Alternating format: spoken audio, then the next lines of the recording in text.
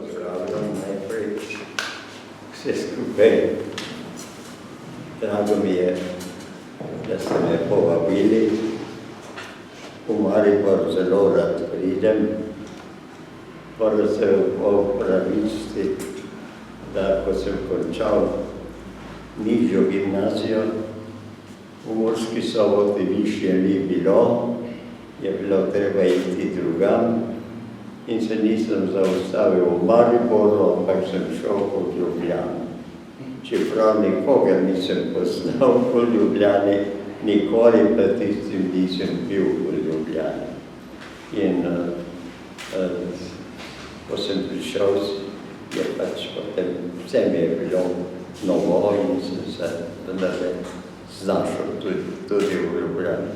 In to pa rečem, ker sem šel mimo Maribora. Tukaj je bil namreč moj bratranec, izučeni krojač, delal je v tovarni svile in mama mi je rekla, no, tam ti bo pa dobro. Micka je bilo njegovi ženi ime, ona ti bo kuhala in tam lahko pač pri njima tudi spiš morda. No, ampak meni je pa moj sošolec na Slavečih, na Dolnih Slavečih v osnovni šoli,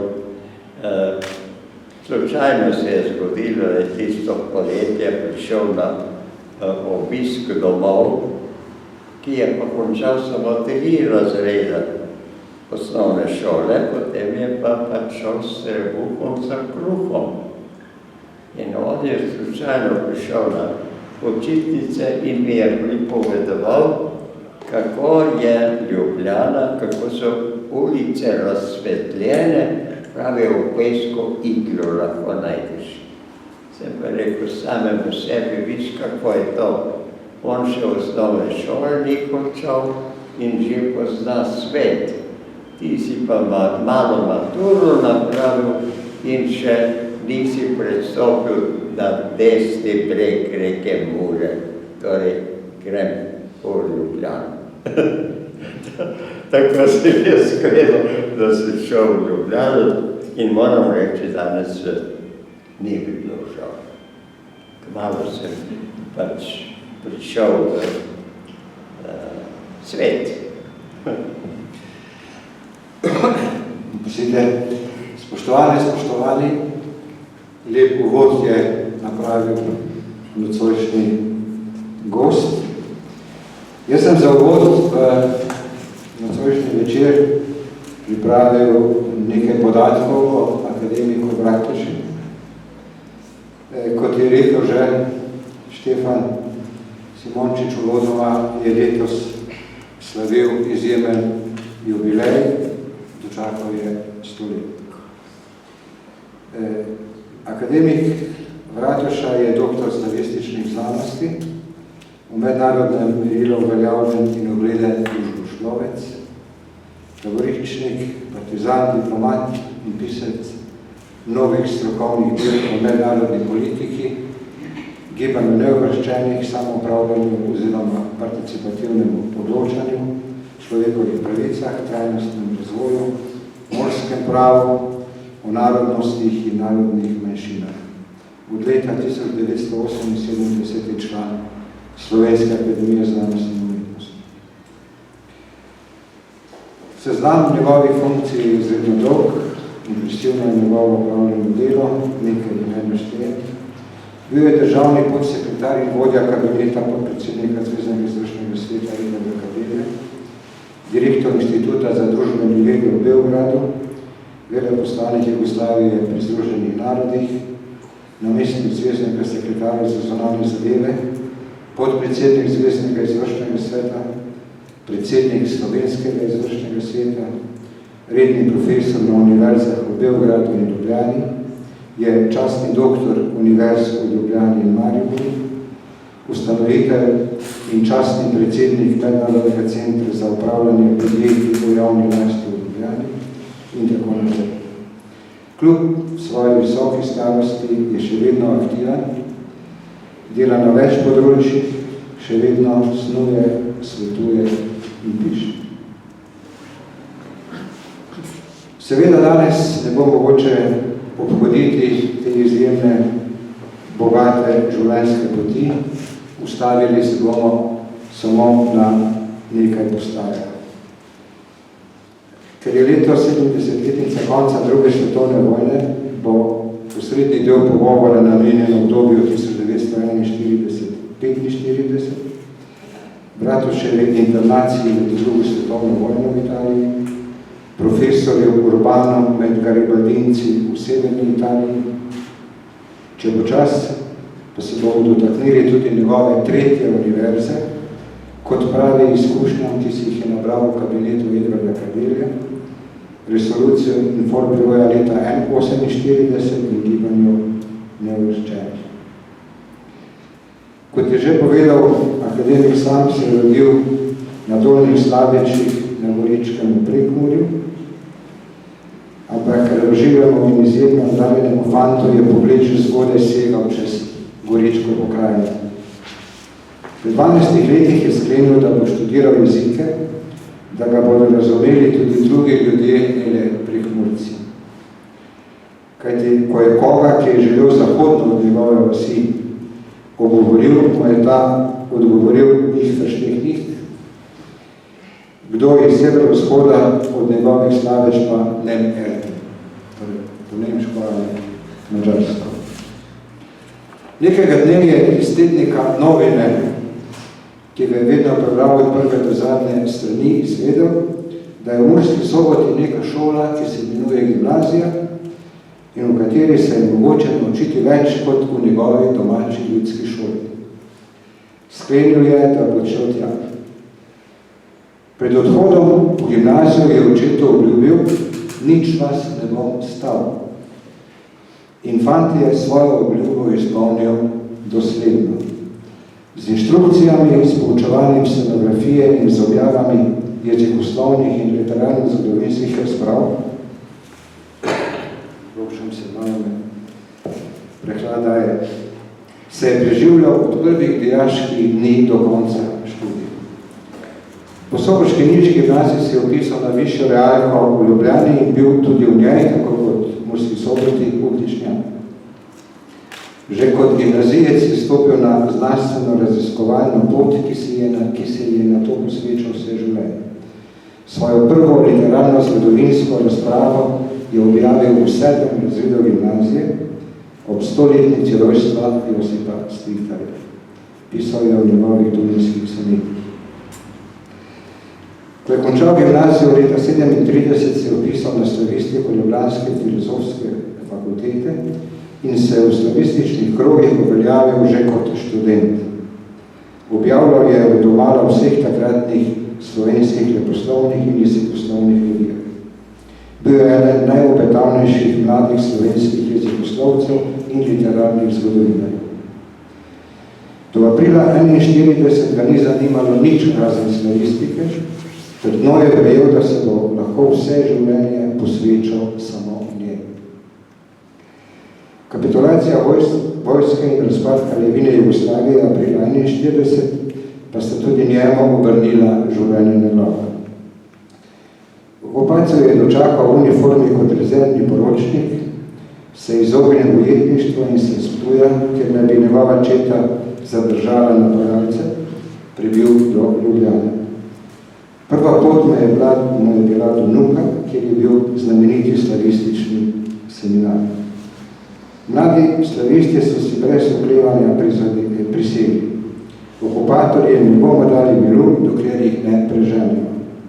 Šele takrat se bomo spet vrnili knjigam. Vsi razen enega so se pridružili narodno osvobodilnemu gibanju.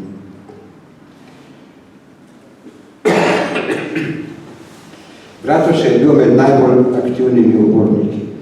Za njim je bilo že ničkoliko akcij, ko se je 20. februarja 1942, dan pred njegovim 27. rojstnim dnevom, zalomilo. Italijani so ga med akcijo še s 3 tovariši aretirali. Najprej je bil zaprt v Ljubljani, od 30. aprila 1942 pa v koncentracijskih taboriščih v Gonasu, Trevisu, v Padovi in nazadnje na Rabu, v najhujšem taborišču v fašistični v Italiji, kjer so jetniki umirali množično. In zdaj k prvemu sklopu vprašanj za nocojšnjega gosta. Kako ste se mladi uporniki zopostavili italijanskim okupatorjem? Kako je prišlo do aretacije? Ja. Naš boj še cel sklop vprašanj. Naš boj, ste dejali, ob neki priložnosti se je nadaljeval tudi v zaporih in koncentracijskih taboriščih. In če prav je internacija marsikoga strla, sam, če uporabim vaše besede, ste rekli, nisem dovolil, da bi me ošapni okupator zlomil. Tudi v najhujših trenutkih vam je bilo vsako malodušje tuje, internacijo pa ste jemali kot priložnost, da se z drugimi sredstvi uprete okupatorju. Če malo poveste ta del vaših spominov. Ja. Hvala lepa. Tako, bil sem mobiliziran, ko je Nemčija napovedala vojno. Zborno mesto je bilo na Ptujskem gradu in ker sem bil že rezervni oficir, pehotni, sem dobil četo vojakov s polavtomatskim in težkim orožjem za podporo ognjeni moči bataljonov. To še danes je organizacija vojske, tako da imajo pehotne enote, še druge dodatne enote, pač, kjer daj na razpolago. No in mi smo se ukopali na desnem bregu reke Drave, malo zapadno od mostu, na mostu in čakali. Čakali smo tretji noč, slišimo drdraње preko mosta na Ptuju, to se pravi, so pač drveli nemški tanki proti Celju. Po tistem nisem imel nobene zveze več s svojim bataljonom. Večina podoficirjev, ki so bili v moji četi, je enostavno odšla. Edino fantje, oni se pa bili v glavnem Prleki in Prekmurci. In če je kaj kraljeva Jugoslavija pametnega napravila, je bilo, da ni pošiljala vojakov na frontu nekam daleč, ampak da so imeli vtis, da branijo svoj dom, svojo hišo. In tako so Prekmurci in Prleki ostali z mano do konca. Pokvarilo se je vreme in kaj zdaj naj napravim.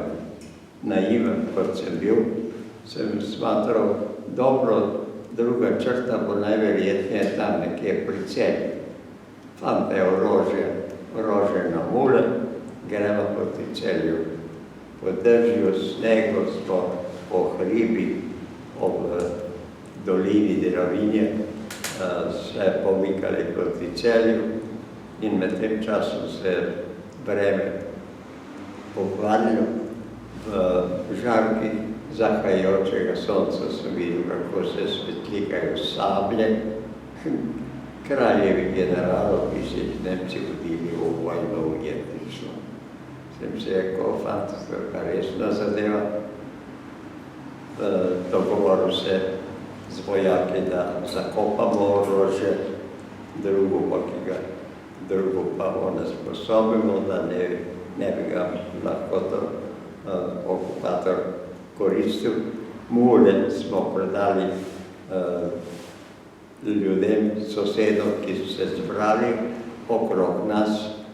Jaz sem menjal svojo oficirjo za ponošeno hlapčevsko hlapčevsko obleko in za pošvedrane čevlje, da ne bi padal v oči, ker sem sklenil, da pač grem v Ljubljano. V Ljubljani je bila odlična atmosfera, posebno v slavističnem seminarju. In če kje pride domoljubje do izraza, potem kje naj pride, če ne na študiju slavistike, na študiju narodne zgodovine. In rekel sem si, evo, da na Ptujskem gradu sem pač se prijavil, to je bila dolžnost državljana, ko je domovina napadena. Zdaj naprej to ni več obramba Jugoslavije, ampak je boj proti okupatorju, ki se je ugnezdil v našo domovino. In evo, zato sem hitel v Ljubljano, da se pridružim drugim študentom in tudi končanim, absolviranim oziroma diplomiranim in da se dogovorimo za oborožen boj. Takrat še ni bilo osvobodilne fronte, je bilo nekje, moralo biti 13. 14. april, ko sem jaz prišel nazaj v Ljubljano in ko me vprašajo, ja, kaj bomo zdaj, okupator je tu. Pa smo se malo pogovarjali in jaz sem si pa rekel, ja, no, malo je treba ohrabriti, ker so bili vsi potlačeni. Sem rekel, ja, nič. Ne damo jim miru, dokler jim ne vidimo peta. In tako smo začeli. Začela z listkovnimi akcijami, s pisanjem na zidove OF in trosenje listkov po ulicah. Jaz pa, ker sem pač imel na univerzi edini neko vojno izobrazbo, sem bil takrat, ko smo se povezali z osvobodilno fronto, ki je bila ustanovljena 27. aprila, kot veste, oziroma v noč 26. na 27. So nas pač vključili v našo skupino slavistov v osvobodilno fronto. Tu so nam pomagali oni med nami, ki so bili že ali v komunistični mladini ali pa sploh člani stranke. Reklo se je takrat organizirano, ki so bili organizirani. To sem, jaz nisem bil organiziran, jaz sem bil nekako sam svoj, svobodno grem po svetu, ne dam se komandirati in ne potrebujem nobene posebne pomoči, če sem sposoben, da si sam zaslužim, da lahko živim in študiram. No in tako sem bil takrat, ko smo se povezali z osvobodilno fronto, odgovoren za vojaške zadeve na pravni in na filozofski fakulteti. In vojaške zadeve so pač bile te, da zbiram orožje, med njimi seveda tudi z razoroževanjem italijanskih vojakov. Na svet večer 41. smo zraven kupcu, ki je tudi bil že profesor razorožiranega italijanskega vojaka pri podhodu proti Viču v Ljubljani. Snežilo je močno, rekla smo mu, pač naj se ne ogleda, naj molči 100 korakov naprej nekaj, ker tam so naši ljudje, če se bo oglasil, ga po koncu je on je res siromak, odšel naprej, videl pa s puško smo imeli problem, ker je bila ona dolga italijanska puška, zelo težko prenašati, ampak reči, to smo rešili tretji dan po tistem. In drugače, moja naloga je bila poučevanje študentov za rokovanje z orožjem. Revolverji, s puškami. In včasih smo se obnašali kot da Italijano ni. Kot da Italijano ni. Smo vežbe imeli na gradu, kot da ga branimo pred Italijani, drugič za Italijane naganjamo dol v mesto in iz mesta. Tako je bilo.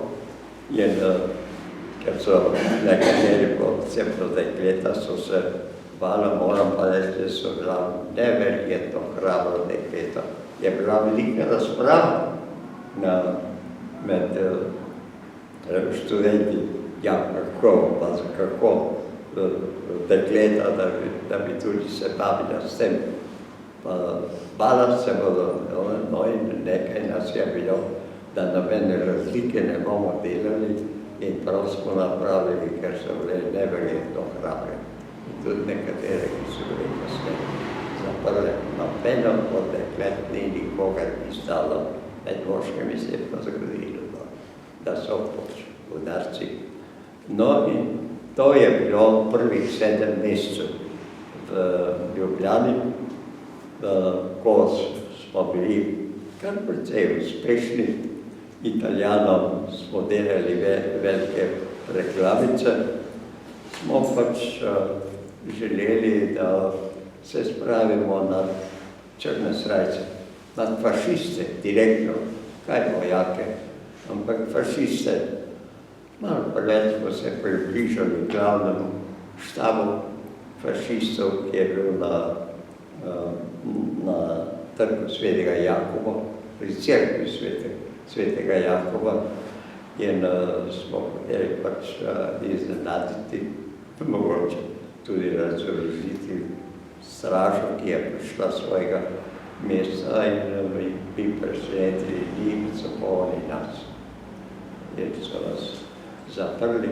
Srečo smo imeli, da je najmlajši med nami, Brucek, kasneje je bil profesor fotografije na Univerzi za družbene vede, Grabnar, Boris Grabnar je bil tudi en del pisatelja, pa je opisal tisto naše reč v neki drami. Jaz se nisem videl, ker pač dobro, to je štorija zase, v Slovenijo nisem prišel.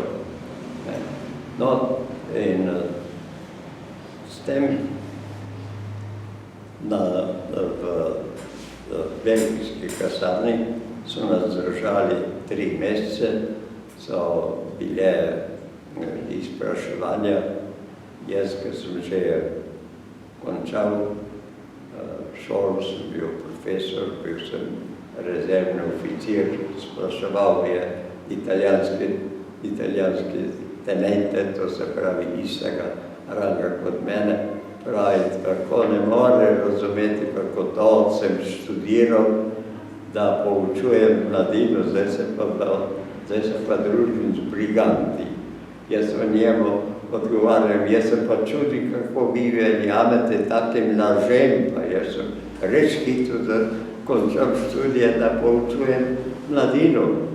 In tako se je glavno moje zaslišanje z njim končalo.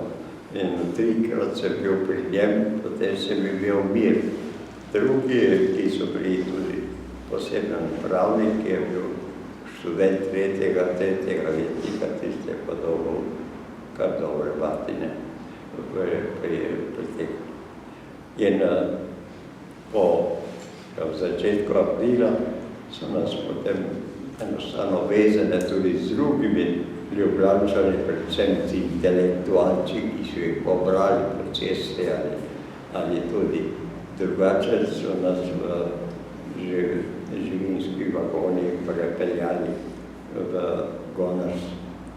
Najhujše, če me je bilo kdaj hudo za časa internacije, je bilo, ko smo peš šli od Palmanove v Gonars in so privlekli tja šolsko mladino, otroke z 1. razreda osnovne šole, da so pljuvali na nas in nas zmerjali kot barabe.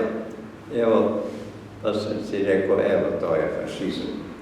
To je fašizem še od mladih, no, ne more človek imeti miru. To sem si zapomnil in tiste otroke še zdaj vidim, kako so pljuvali na nas. No, v taborišču, ker jaz sem sklenil, jaz ne priznam, da sem v zaporu nesposoben za borbo. Bomo pa pač nadaljevali borbo na drug način, kultura. In smo se posebno, ker nas je bilo študentov, profesorjev predpoldne, jaz sem nadaljeval svoje učenje tujih jezikov, ker sem imel slučajno pri sebi za mađarski in za nemški. Najvažnejša dva jezika, katera sem hotel naučiti. Mađarskega še danes ne znam, ampak nisem jaz, če je Italija prej kapitulirala, kot so se pa jaz mađarski naučil. In evo, prvi, že drugi dan sem imel konflikt, ker so me pač, bil sem med tovariši drugimi, so me vprašali, če prevzamem, da bom kapo koraka v redu, če smate teta, da lahko kaj pomagam, bo, ampak zjutraj raport, ko je bilo treba dati o stanju v baraki, italijanski oficir pozdravi in zahteva raport, in jaz smo naj bi pozdravil z rimskim pozdravom. Salut Roman, oni fašistični. In jaz sem rekel, mene prisega mojemu kralju obvezuje, da pozdravljam samo tako. In dopoveduje mi, da je pač tam drugi red in da je treba z onim pozdravom, privlekli se tudi kapetana, torej komandanta taborišča. Ko so videli, da me ne morejo prepričati, so me pač vezali za kol. To je bila najmilejša kazen v italijanskih taboriščih, kol zabit v zemljo in roke zraven na hrbtu vezane in si visel, na pol visel, te so dvignili gor, da pravzaprav na prstih stal. To je bilo zelo utrujajoče, ampak nihče se ni smel pridružiti in tako sem tam malo stal, malo visel, nekje do popoldneva.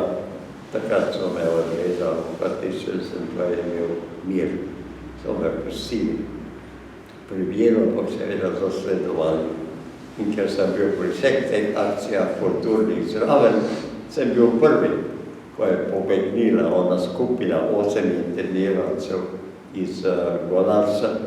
To je bila skupina 8. Med njimi so predvsem bili take ljudje, kot je bil Janez Krager, Moritz Krager, Ivan Bratko.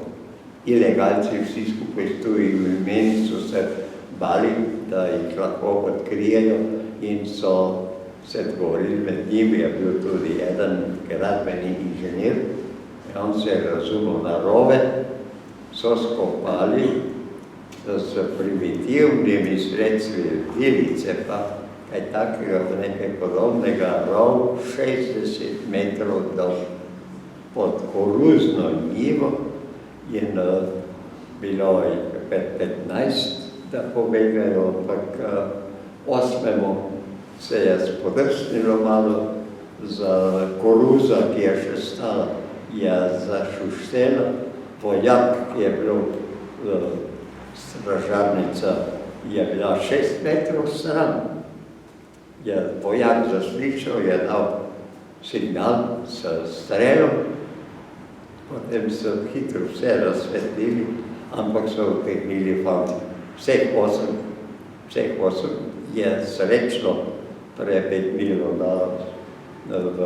na slovenski teritorij, pošto Gorac je blizu pri slovenskih Brdih in so se vključili v slovenske partizanske enote. Med njim je bil Bojan Stih, tu zagotovo se njega spomnite, pomembna osebnost, potem Ivan Bratko, dolgo časa vodeča osebnost državne založbe v Sloveniji in Janez Krajger pa Boris Krajger, kasneje, ki je žal, ko se je poletenel vozil v Beograd januarja, ko je bil predsednik Zvezdnega izvršnega sveta, se je zabil v eno drevo in je pač umrl tam. To je velika škoda bila za Jugoslavijo in za Slovenijo, ker on je res bil odličen tudi kot državnik. In to je na ta način, ko smo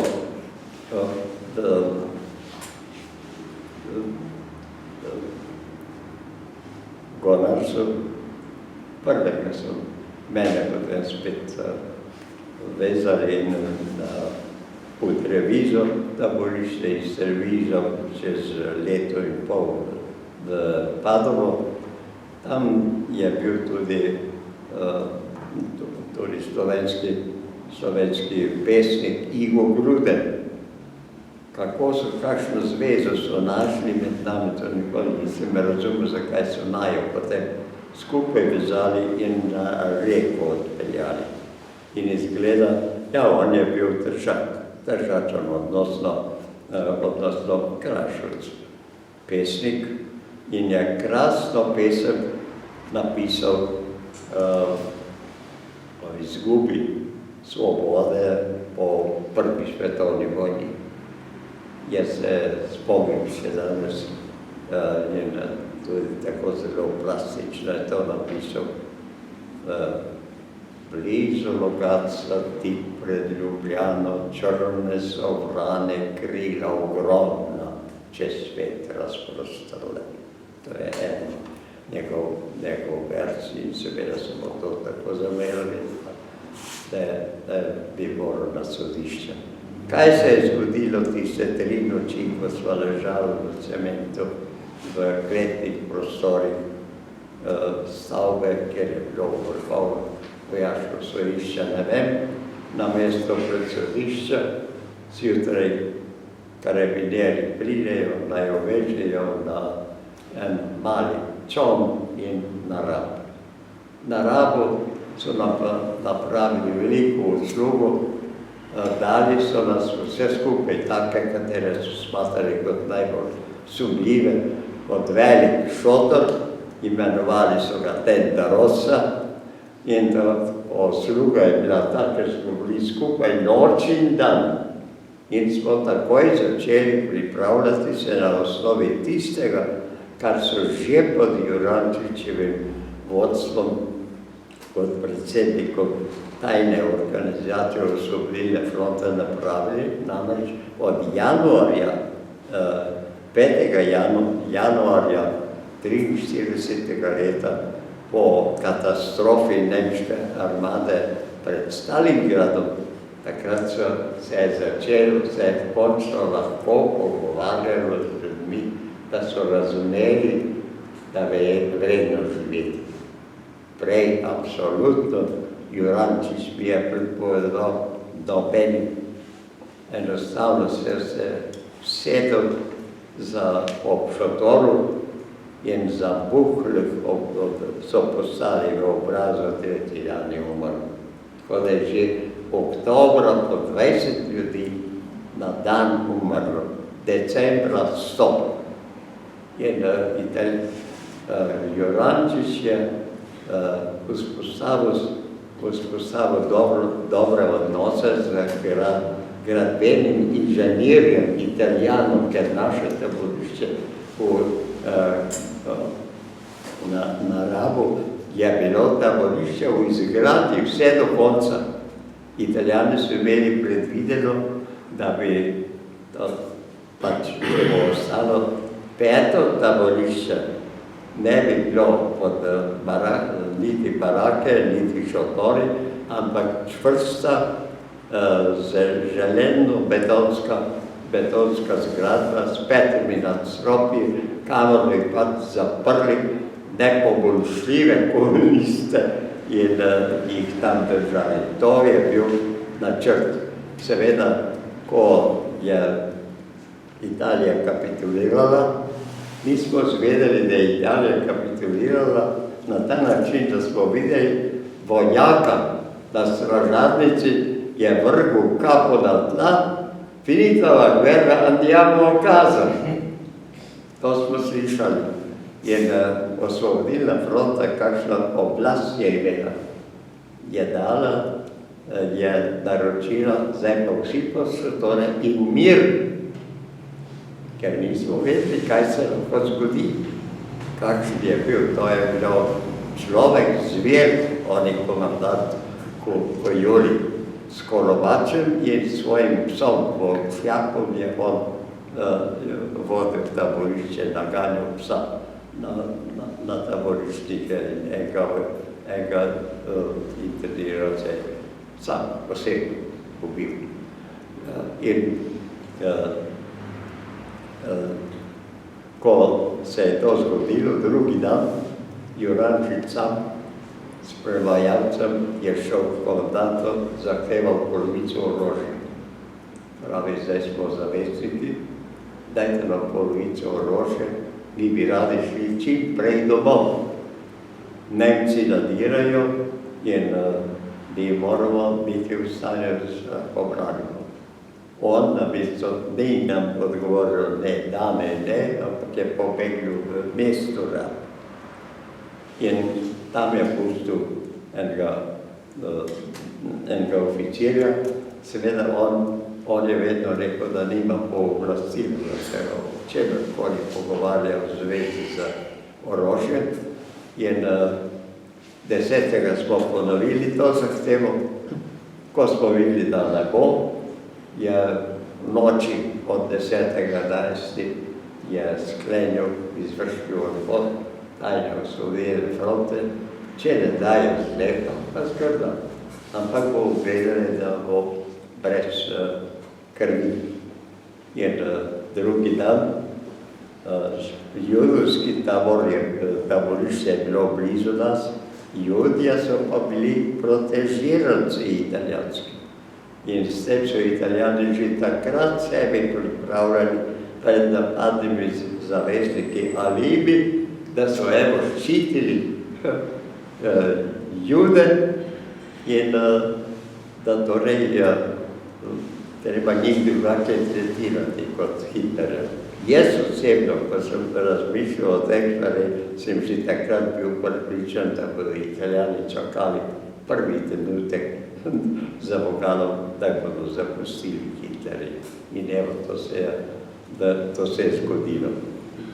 Ker drugi dan potem smo pravzaprav po zvijači smo zavzeli taborišče ob določeni uri, vsi skupaj, posebno judovski in naši, kar nas je bilo ob 11. uri, vsi ven, ples, pa pesem, pa svobodje, sklikanje in podobno. Med tem časom pa naše skupine po trojke, da zasedajo stražarnice.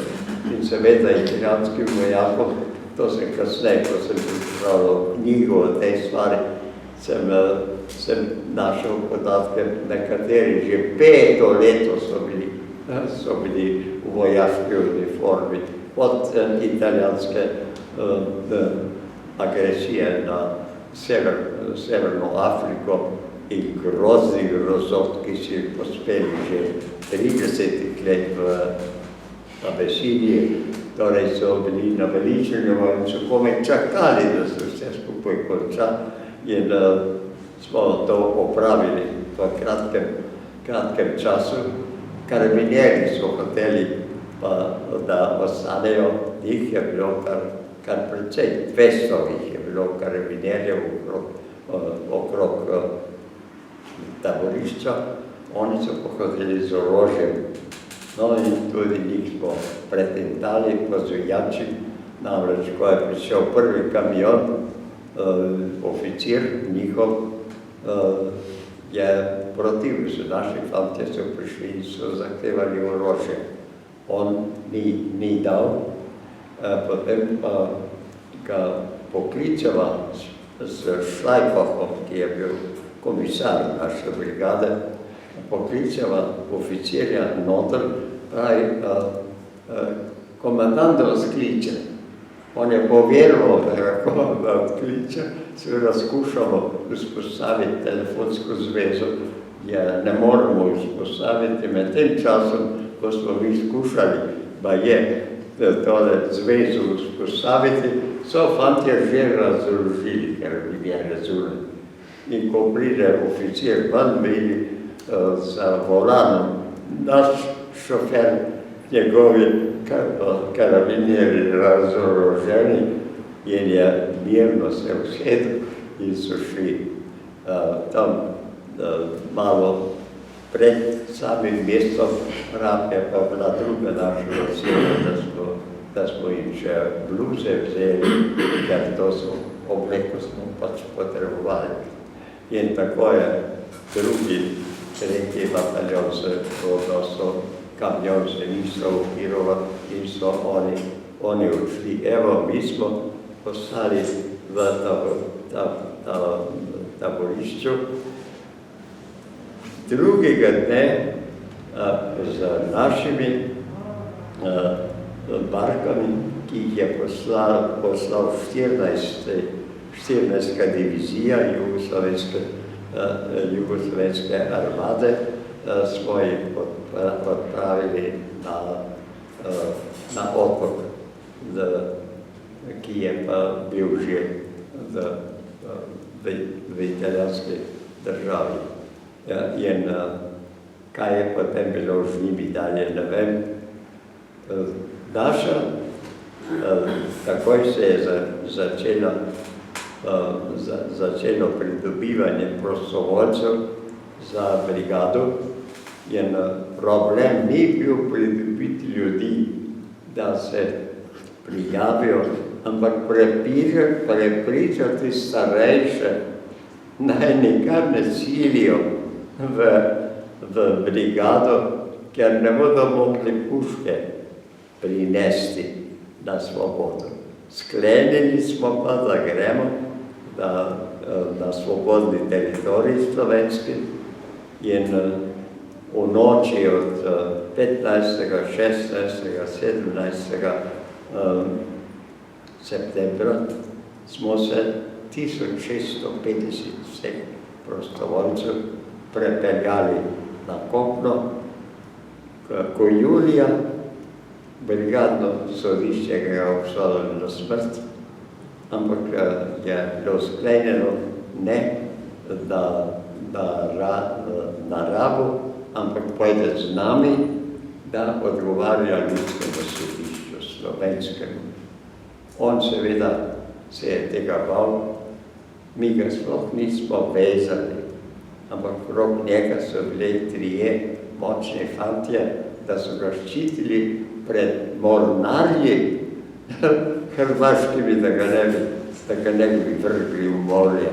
Enako so meščani v Cvikvenici tudi zahtevali, dajte ga nam. Ne, dali smo ga v mestni zapor in ker smo pustili NSSR, je imel skrito žiletko in se je prelezal vrat. Tako da smo poslali, komandant je bil v Potoci. On je bil mornariški oficir kraljeve mornarice Jugoslovenske države, pa Ljubljančo, ena odlična hrvatska družina. On je malo odšel, ko smo prišli na Mašun, je malo odšel že na Vis. Jože Jurančič takoj sploh ni bil na oni ceremoniji, ko smo imeli neke vrste slovesno za prisego ponovno brigade, izvršil je vojni kurat Lampret, župnik Lampret, to je, imam v moji knjigi je tudi fotografije, ker je fotograf, ki je šel v slovensko 14. divizijo na Štajersko, je napravil te snimke, tako da to so dragoceni snimki. Tam sem prvič srečal Kaljuha in njegovo umetniško skupino. Oni so šli 14. divizijo in so zdržali tiste težke boje. Evo, to je prišlo. Prostovoljci, oziroma borci, borke Vrapske brigade so bili razporejeni v enoto. Vas pa niso razporedili v enoto, tako, ampak ste dobili... Ljudje so sami sklenili, da ne bi ostali samostojni, ker so rekli, če ostanemo samostojni, Nemci prva stvar, kar bi želeli storiti, je, da nas ugotovijo, kje smo in da nas uničijo. Zato so se hoteli povezati, odnosno v druge divizije in to se je tako tudi zgodilo.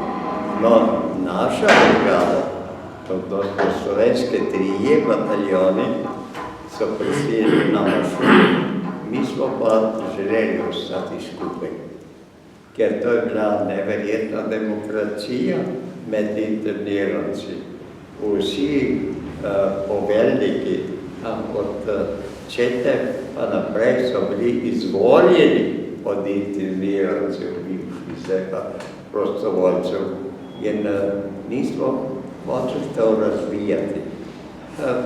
Sicer pa nismo mnogo uspeli v tem, ker med tem časom je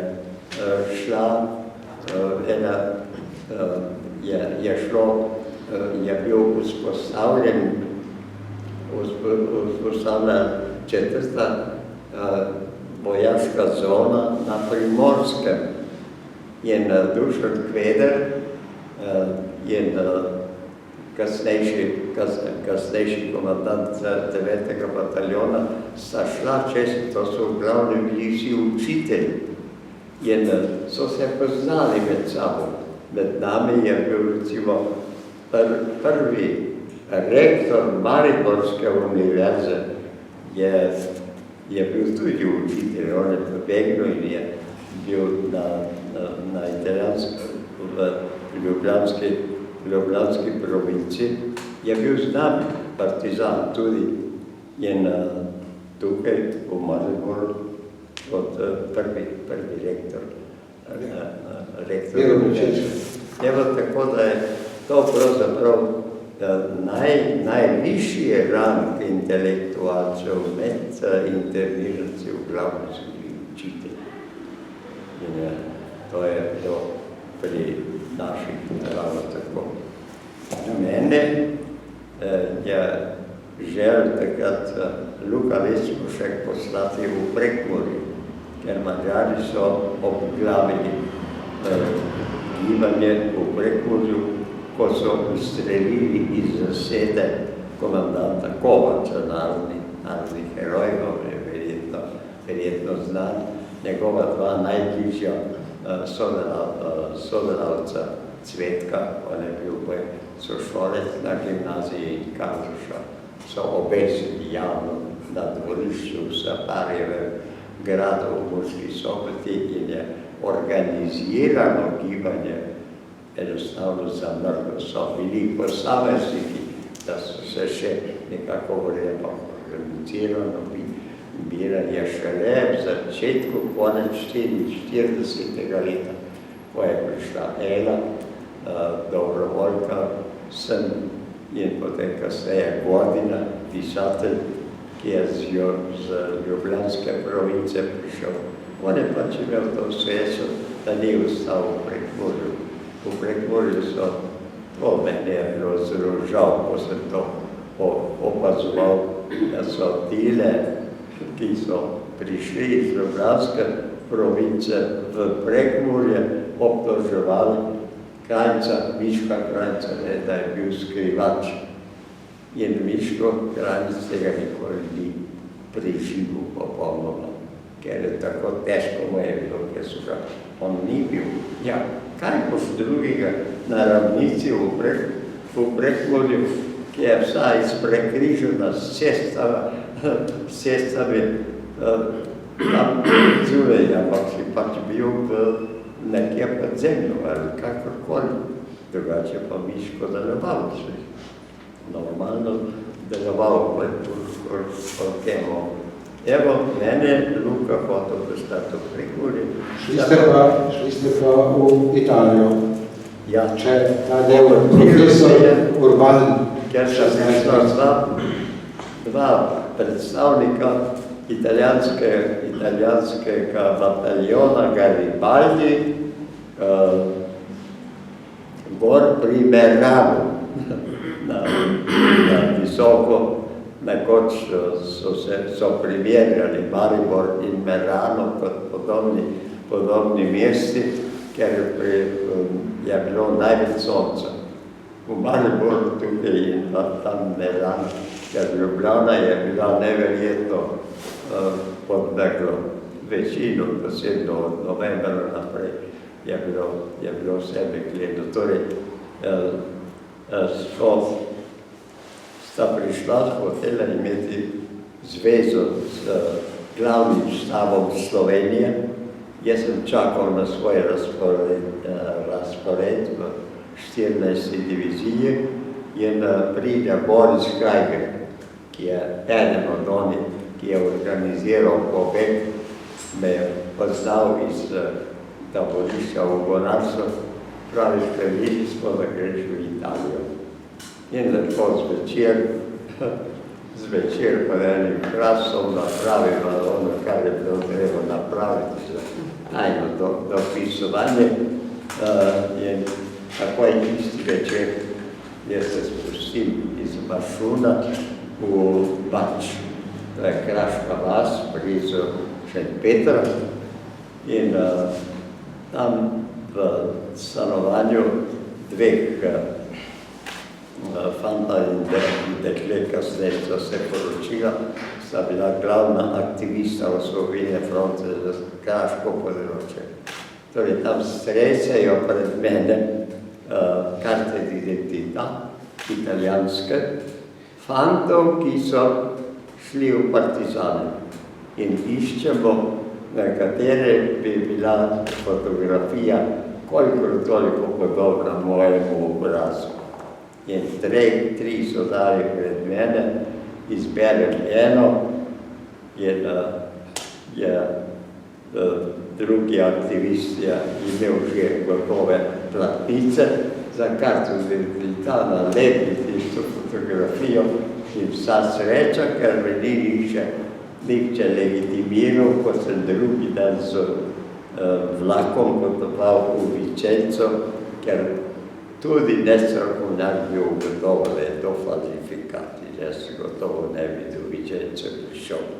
No, tam sem čakal 3 dni, da so mi napravili pravo, lepo italijansko legitimacijo.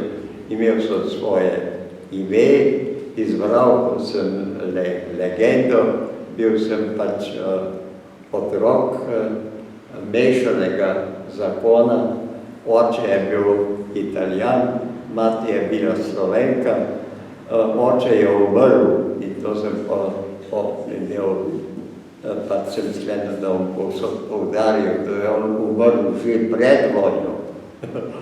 In mati moja, Krašovka, je pa imela sestro nekje blizu nad Griči, nad Vicenco. To je pač štorija bila taka, da me je moja mati poslala k teti, da me ona tam dala v eno tehnično srednjo šolo, ker tam se ni bojevalo, to je bila Mussolinijeva republika. Sem šel v Italijo, na srečo samo dvakrat sem pač moral dejati izjave in obakrat je bilo uspešno, kdo sem in so mi poverovali policija, da sem odšel, ker sem se pač srečal tudi s policijo, bil so me izpraševali, obakrat je šlo in to pa sem v Bologni bil.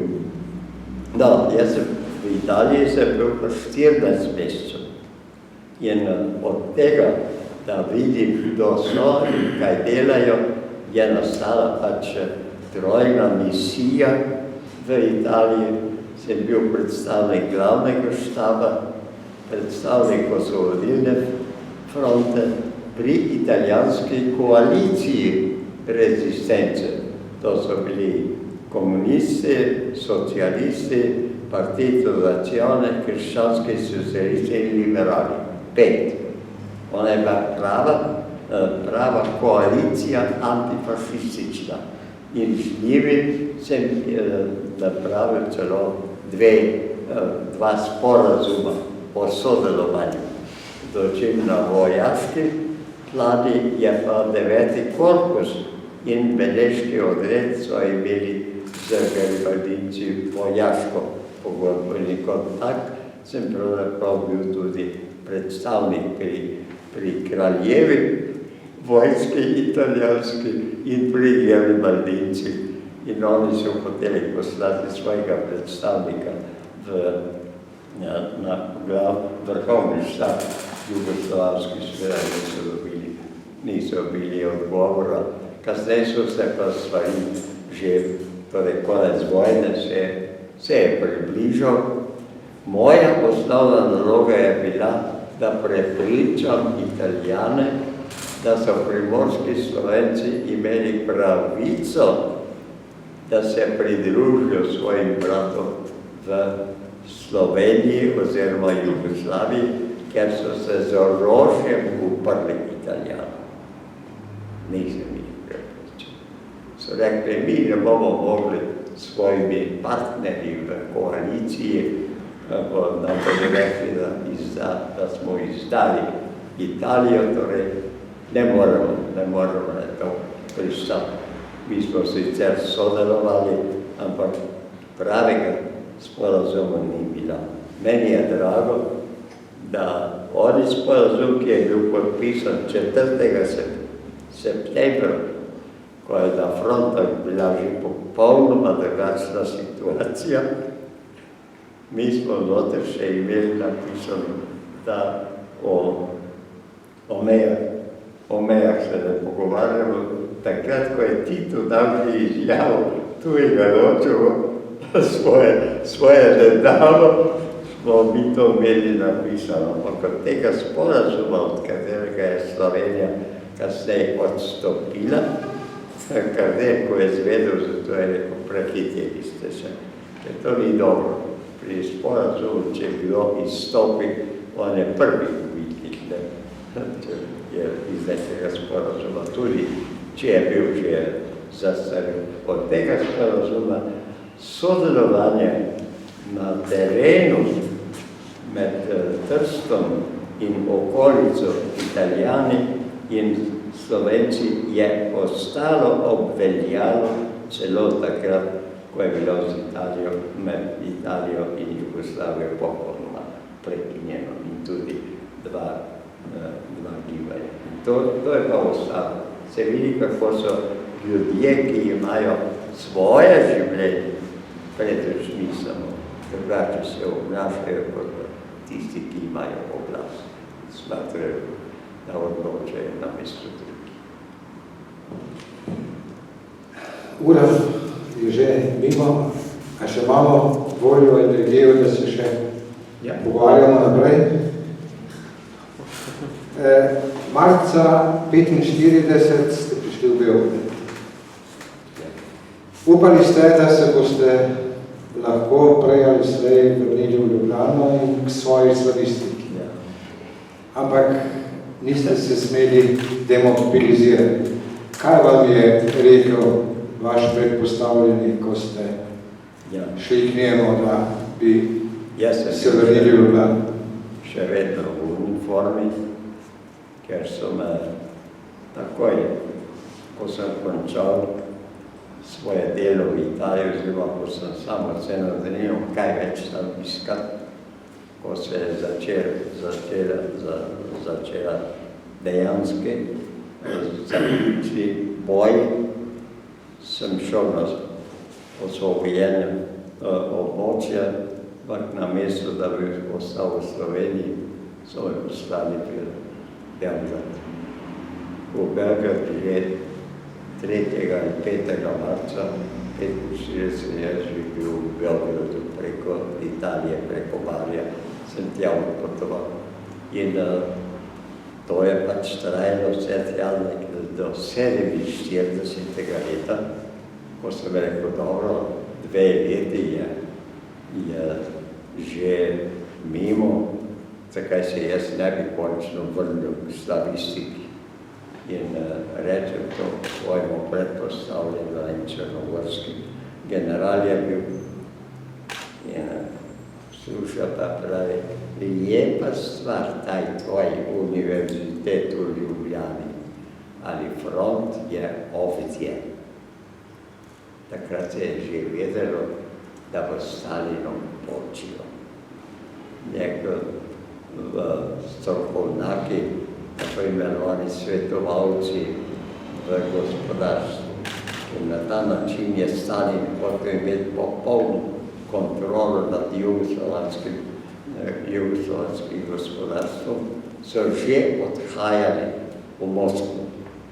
In jaz najprej sem se protivil, potem sem pa rekel sam sebi, pravzaprav točno tu bo počilo in to bo enako hudo, če ne huje kot okupacija, ker je obstoj Jugoslavije vprašanje.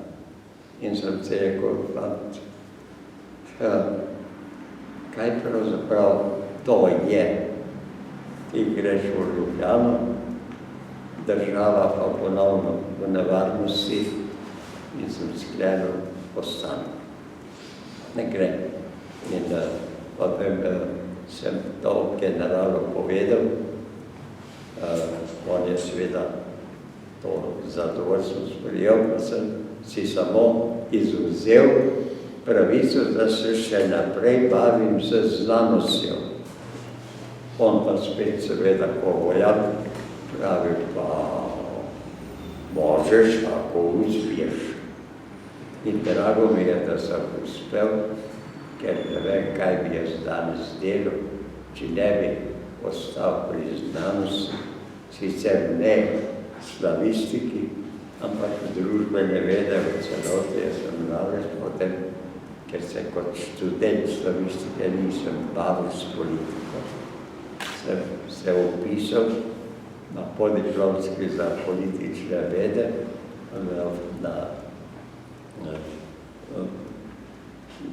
na univerzi v Beogradu, sem to končal in tako sem enostavno jaz začel se pripravljati na tisto malo življenje.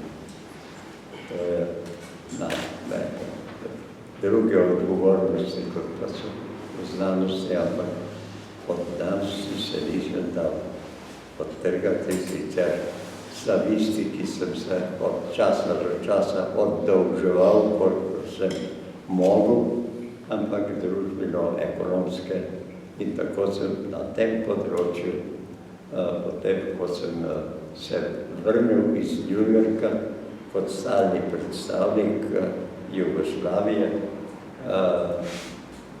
sem dolgo dal vprašanje, če bi Jugoslavija sprejela pod svojo streho en inštitut za upravljanje v novo osvobojenih državah. Jaz sem takoj obvestil, najprej sem seveda Kardelj. On je rekel, da se popolnoma strinjam, da bi to dobro bilo, da Jugoslavija pač na ta način, kot so razmerno najrazvitejša med državami v razvoju. To verjetno ne veste, da je Jugoslavija tudi v klasifikaciji držav članic Združenih narodov bila tretirana kot država v razvoju.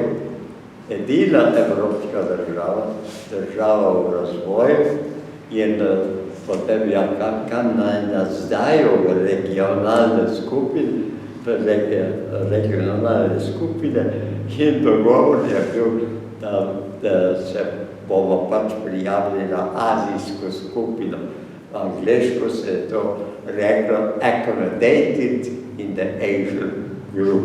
In kot taki smo mi vse delali z Azijci, z Afrikanci in edino, ko so bile volitve po regionalnem ključu za osnovne funkcije Združenih narodov, takrat smo bili v vzhodnoevropski grupi, ker drugače pa Jugoslavija ni imela ničesar z vzhodnoevropsko skupino, rusko, odnosno sovjetsko. Edino, jaz sem bil opazovalec v Sevu, če to veste, to je bila za vzajemno pomoč, sem bil v imenu Jugoslavije opazovalec. Tako da sem pravzaprav stalno imel kontakt s vzhodom, tako da sem lahko kar dobro spremljal, kako je bilo vse skupaj. In hudo je bilo. 6 let je trajalo. Nekaj noči zapovrstjo sem jaz prespal na svojem hrbtniku v pisarni, ker je vse okrog so bile razporejene divizije. In Stalin, če bi odločil, bi bil v 3 dneh Rusi bili v Beogradu. In sklenjeno je bilo, če se to zgodi, gremo v Partizan v Bosanske hribe. In bi nadaljevali. Jaz mislim, da je Stalin ocenil, da v Jugoslaviji blitzkriega ne bo. Z blitzkriegom diktatorji so vsi pač hoteli tako možno. Blitzkrieg praviš in v redu. Torej, to je bil eden razlog. Drugi je bil, ker je Jugoslavija bila izvoljena proti protivljenju sovjetskega delegata Višinskega. Še za časa glasovanja je interveniral 3-krat, Kardelj je vodil jugoslovansko delegacijo in pa še insistiral na svoje obtožbi Sovjetske zveze, da preti obstoju Jugoslavije. Seveda ni uspel, ampak vendarle, tudi takrat je bila pač računica med velikimi, niso Jugoslavijo izvolili za 2 leti, ampak smo delili ta začasno članstvo v varnostnem svetu z Izraelom. Ni jedno leto Izrael, drugo leto. No in tako, osnovno je pa bilo neoproščenost. Jugoslavija je bila neoproščena in to je bila modra politika Kardeljeva, Titova, da ko so začeli se organizirati v Aziji, ko se je Indija nekako vzpostavlja normalne odnose s Kitajsko, je Berovo odposlanec, moj kolega v Združenih narodih, je šel v Peking s Čujem Lajem, ministrom zunanjih zadev Kitajske, sta celo noč skovala in sta izkovala one pančašila, 5 principov neuvrščenosti, s tem se je ta vrnil, GP je bilo njegovo ime, vidva sva ostala prijatelja vse do konca njegovega življenja, nazadnje je bil minister zunanjih zadev Indije tudi. Drugače je pa bil predsednik sveta mednarodnega centra, ki so ga ustanovili v Ljubljani. In ta center še danes obstoji 40 let. In seveda je bilo vse vredno, ker je bila Jugoslavija, naša republika, pa samo ne ve, kaj bi s tem, ne bo nekaj treba.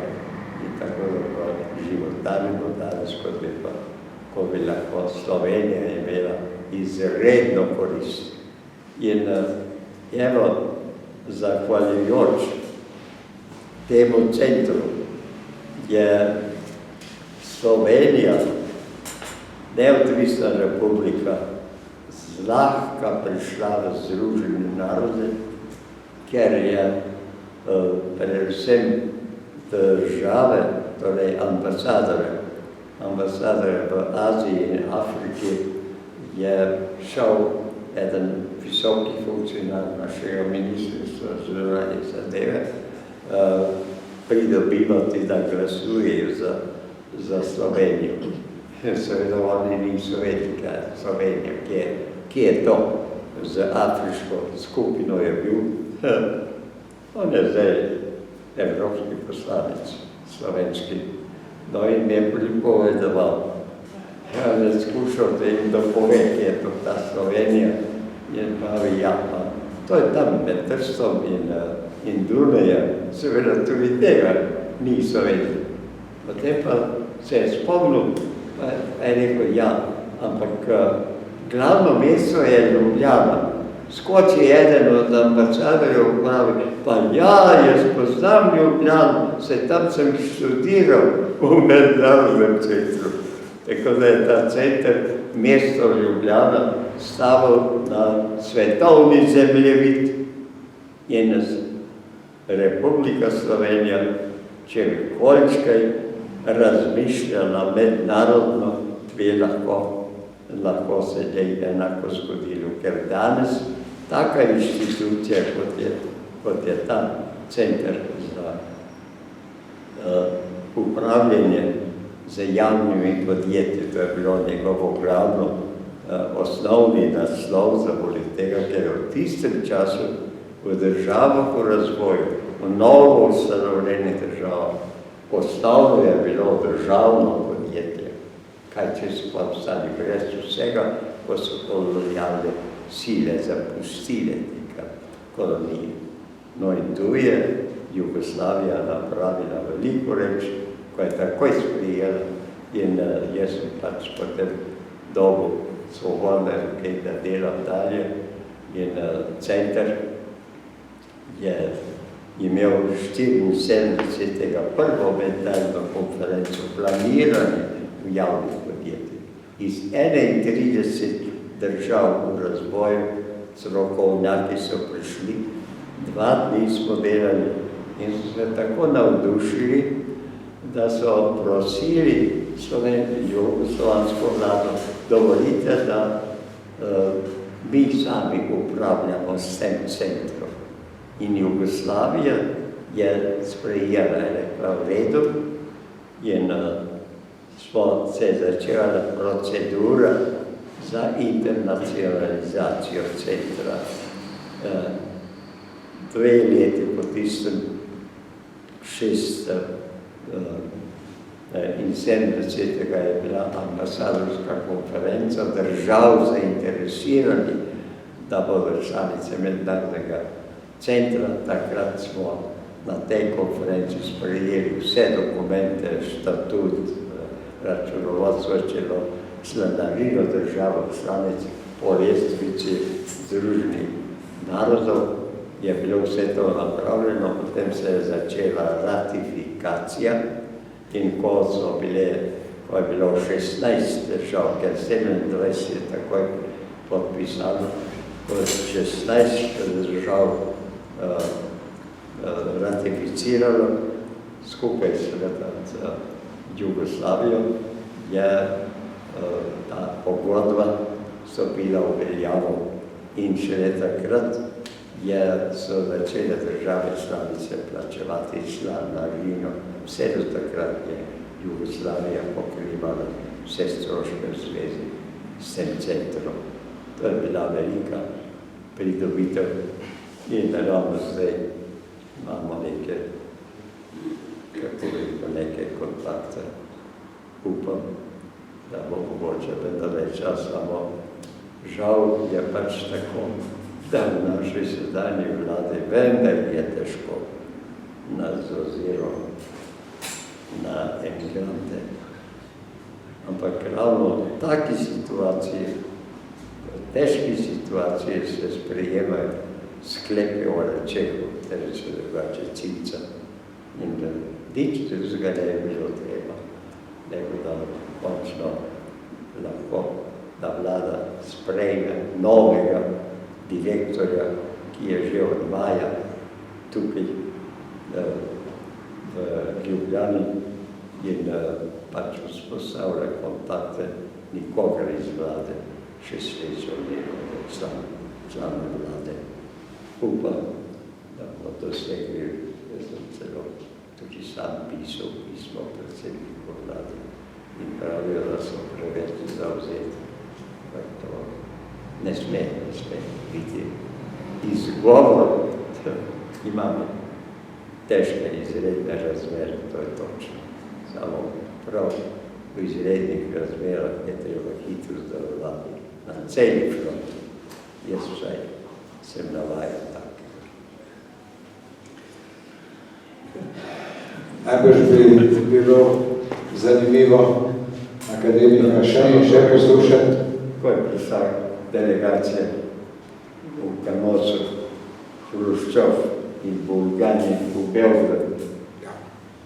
To je bilo zapovedati. To je bilo takrat istočasno, ko so se oblikovalo gibanje neuvrščenih. Jaz se dobro spomnim, jaz sem bil tajnik jugoslovanske delegacije in sem pač, oni so bili nameščeni v Starem dvoru in kakšno grozno nezaupanje je bilo, oni so gotovo mislili, da je v vseh zidovih so prisluškovalni aparati, saj ne rečem, da niso bili.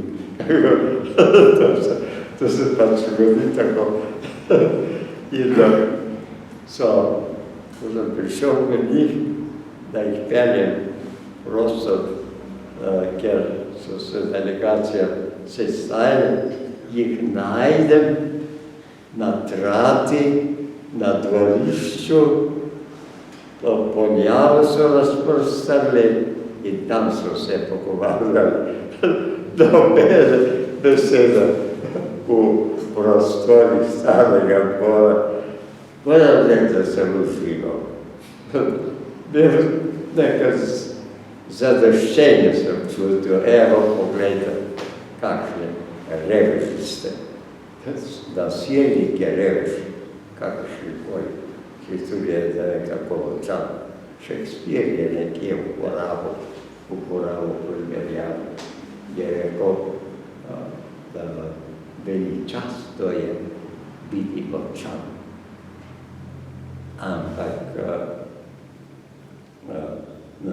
Ampak bedno je, če moč uporabljaš kot močnik. To je, in celo Kardeljek je našel ta citat in vedno svoje spisuje to. Je to uporabljaš.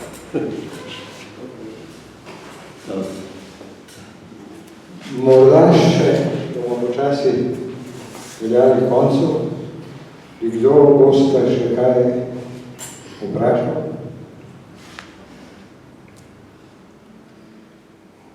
Če ne, dragi akademik, lepa hvala za to zanimivo pripovedovanje.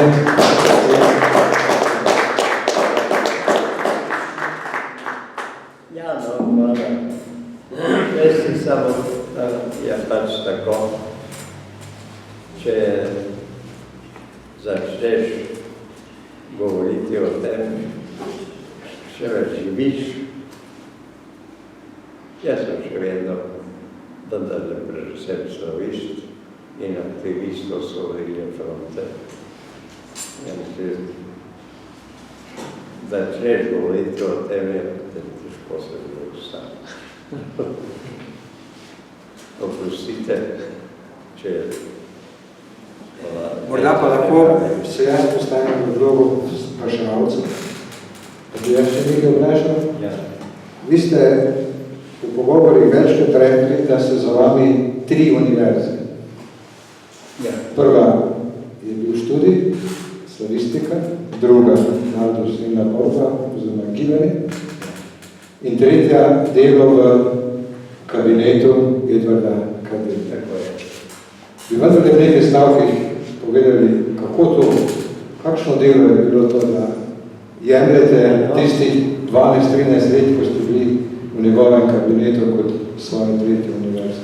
S Kardeljem smo se srečali samo enkrat pred, ker kot sem rekel prej, mene so poslali v Beograd, kar direktno čakali samo, da se je dovolj zmrznilo tlo v Črnomlju, da se je lahko spustil britanski vojni avion, ki je prevažal ranjence v Bari, pa so potem tudi mene ukrcali. Torej, samo to sem čakal, ko sem pričakoval, da bom ostal doma, kar da grem v Beograd in je Kardelju so pa je sklenilo slovensko vodstvo, da naj grem, ko je Kidič umrl. Kardelj in Kidič sta bila mega združna in to je bil idealen par. Kidič, kar sem tudi obsedoval pri njem, on je bil kulturnik, ampak se je razbil v prvega ekonomista Jugoslavije. In dokler je on vodil, je vse vredo šlo tudi v federaciji. Ampak, evo, kaj je pač pobrala bolezen, zelo naglo, Kardelj je ostal sam, imel samo tajnico in spremljevalca. Meni je bilo rečeno, naj grem k njemu, da vodim njegov kabinet. Ko sem prišel, tako takrat smo pač vsi bili na ti, pravi, tvarš Krištof, kako zamišljaš moje delo tukaj v kabinetu? On pravi, ja, poglej, kaj jaz delam in najdi si delo. To je bilo vse. In v 13 letih, ko sem bil tam samo 2-krat, je on mene poklical, da bi bilo dobro to ali drugo napraviti. Jaz sem res tako gledal, kaj on potrebuje.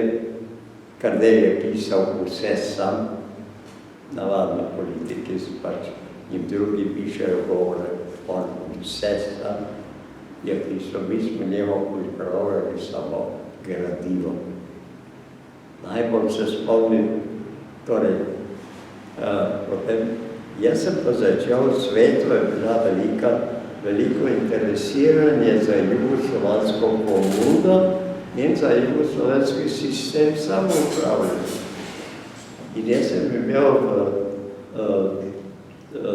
poznal sem v generalnem sekretarijatu ljudi, ki so me prosili, če bi jaz poleti prihajal tja v generalni sekretarijat in pač povedal nekaj ljudem iz držav razvoja o jugoslovanski komuni in o dejanskem samoupravljanju. Sem sprijel in ko sem Kardelju rekel, ja, da me tam vabijo, rekel, ti kar pojdi, samo uredi, da bo tukaj kabinet normalno funkcioniral. In to je bilo Zato sem rekel in še danes to rečem, najsvobodnejši sem jaz v lastni državi, v Slaviji, bil takrat, ko so vodil ta kabinet Kardelju. In to je potem seveda ostalo najno sodelovanje vse do njegove smrti. Ker 13 let, ko sem bil tam, mi je pa rekel, ja, veš kaj, pri meni pa ni treba, da mi pri meni sive lase dolgo. Pojdi ven.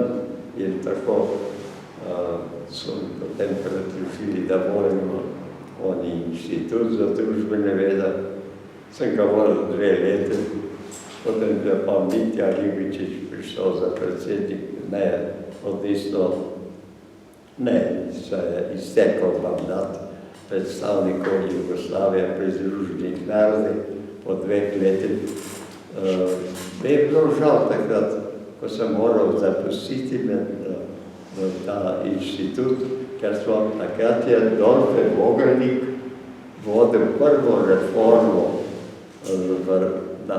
na nivoju republik in federacije, tako imenovana decentralizacija. In imeli smo 3 velike zvezne projekte za družbene vede, za delavsko samoupravljanje in za ekonomijo. Za ekonomijo je bil Branko Horvat, za samoupravljanje je bila Milka Minić, za družbene vede sem vodil jaz. Mi smo krasno sodelovali. Kadrovska politika naša, financiranje, vse smo skupaj delali in se dogovarjali. Nikjer nisem doživel, da bi znanstveniki teh pravzaprav enakih inštitucij, kjer se pač bori vsak za svoje interese, tako so zavali kot smo bili. No, čez 2 leti je bilo rečeno, ko je iztekel mandat enemu drugemu ambasadorju, ki je Združeni narodi. In tudi tam sem ostal samo 2 leti, ker je Mitja Ribičič, ki je v tem času postal predsednik Zveznega izvršnega sveta, želel, da pridem za namestnika zunanjega ministra. Sem rekel, dobro, v redu, rad bi pa ostal tam. To je ambasador pri Združenih narodih najinteresantnejša stvar. Tam ni kaj drobnih prepirov in podobnih, kot je med državami med sabo, pa tam so bili vsi kolegi. Mi smo bili ena velika družina, ambasadori med sabo. Jaz sem pa imel vso svobodo, da se obenem še tudi tam bavim z znanostjo in sem hodil na ameriške univerze in tam sem spoznal najmlajšo hčerko Thomasa Manna, Elizabeth Mann Borghese, katera je kasneje, takrat, ko sem jaz tukaj ustanovil ta inštitut za upravljanje podjetij v državni lasti, je ona osnovala inštitut za oceane, sedežem na Malti. Tako da smo se povezali vse do njene smrti 2002. leta, torej skoraj 40 let smo na naši inštituciji sodelovali, tako da smo pravzaprav bili ne samo na kopno, ampak tudi na morju raziskovali usporedno. No in ona je bila, kako bi rekel, tako zaljubljena v samoupravljanje, da se je začela učiti severnohrvaščino in se je precej severnohrvaščine naučila, ker je pač študirala jugoslovansko samoupravljanje. Evo tako, to so reči. Ti si hodil na Malto? Na Malto si veliko hodil, da si k njej hodil? Tako. Ja, no, Malta je pa prav otok zase in mislim, da tudi ni slučajno. Ambasador Malte mi je pripovedoval. On je bil prvi ambasador neodvisne Malte, ki je šel v Združene narode. Takrat so imeli predsednico republike, ki jo je vprašal, kaj želite, da storim za Malto kot ambasador. Je rekla, postavi ime Malte na svetovni zemljevid. In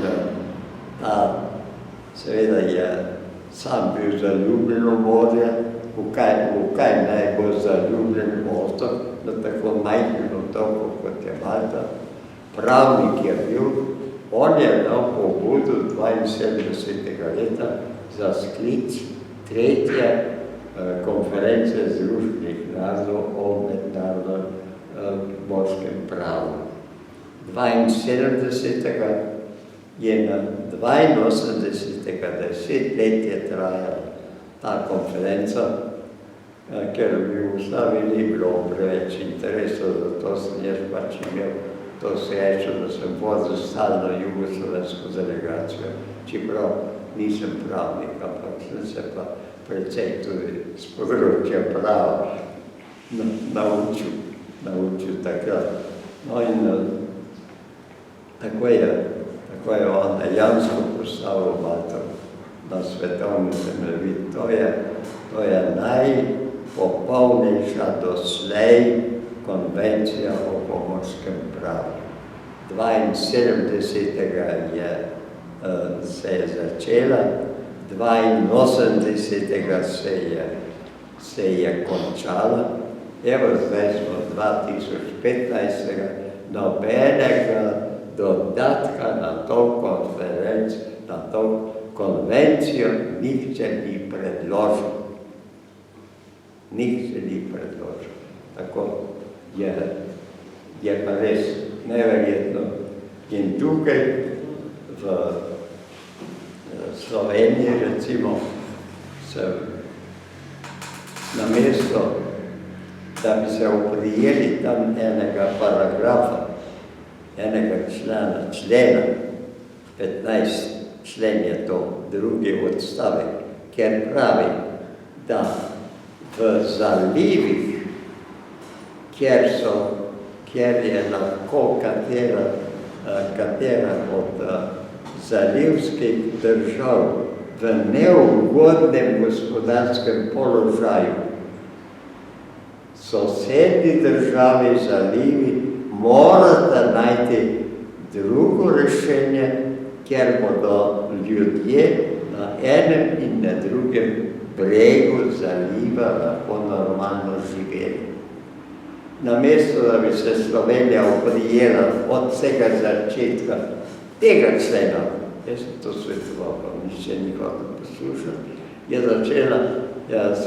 so se začele razprave, kje je pravzaprav meja in ker je pa Piranske občine tam dal še tudi drugi zaliv, eni so rekli na Mirni naj bo meja, drugi so rekli ne vem, neke druge meje. Potem so se začele filozofije in prepire tudi med strokovnjaki, namesto da bi takoj na začetku se uprli na ta član 15b, ker to zahteva konvencija. In jaz mislim, da je bila drugačna situacija danes s Piranskim zalivom. Kako se postavi takoj? Potem smo pa dali možnost Hrvatom, da je izvoljevali. Zdaj celo v teh ležičah presečli, da svoj teritorij brani. Ja, pač soseda ne morete menjati, sosed je tu. Hvala lepa, hvala za obisk.